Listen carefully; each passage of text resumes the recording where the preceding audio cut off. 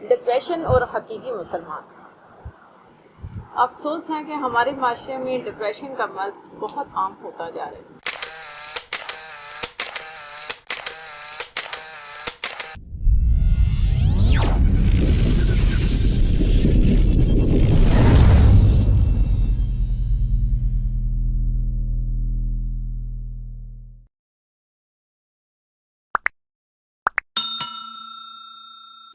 Depression ہے کیا چیز؟ زندگی سے بیزار رہنا، علیحدگی پسند ہو جانا، دیکھنے میں بیمار لگنا، مستقل بے چین اور افسردہ رہنا ڈپریشن کے مریض کی علامات ہیں۔ ایسا مریض حسد، خوف، بزدلی اور بے اعتمادی کا شکار ہو جاتا ہے۔ عام اصطلاح میں ڈپریشن کی دو قسمیں ہیں، ایک قسم کیمیائی ہے، دوسری سماجی۔ کیمیائی قسم میں انسان کے اندر کیمیائی عناصر کا توازن بگڑ جاتا ہے، اور سماجی قسم میں انسان کے گھریلو، کاروباری اور معاشرتی حالات میں خرابی واقع ہو جاتی ہے۔ سماجی قسم کے پہلو سے یہ بات بلا خوف کہی جا سکتی ہے کہ حقیقی مسلمان کبھی ڈپریشن کا شکار نہیں ہو سکتا ہے، اس لیے کہ مسلمان کا ایمان ہے کہ زندگی اللہ کی طرف سے ہے، یہ ایک آزمائش ہے، اس کا مقصد حیات اللہ کی عبادت اور اطاعت ہے، اور اس کی زندگی میں پریشانیاں اس کی آزمائش کے لیے آتی ہیں۔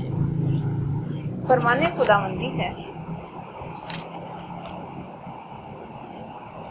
اور ہم تمہیں دکھ اور سکھ سے آزما رہے ہیں، پرکھنے کے لیے، اور تم ہماری ہی طرف لوٹائے جاؤ گے۔ اور یہ بھی حقیقت ہے کہ اللہ تعالیٰ کی طرف سے آنے والے مصائب کی شدت کبھی انسان کے تحمل کی حد سے باہر نہیں ہوتی، قانون الہی ہے، ہم کسی جان پر اس کی استطاعت سے زیادہ بوجھ نہیں ڈالتے۔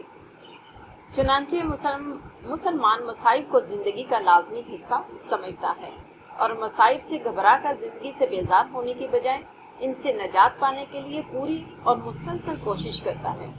مسلمان جانتا ہے کہ اس کی دنیاوی زندگی کی پریشانیاں عارضی ہیں، اگر وہ ناسازگار حالات میں بھی اپنے ایمان اور اعمال صالحہ پر قائم رہے گا تو مرنے کے بعد ہر غم سے پاک، انتہائی پرمسرت اس ابدی زندگی کا حقدار ہوگا جس کی بشارت عالم کے پروردگار نے دی ہے۔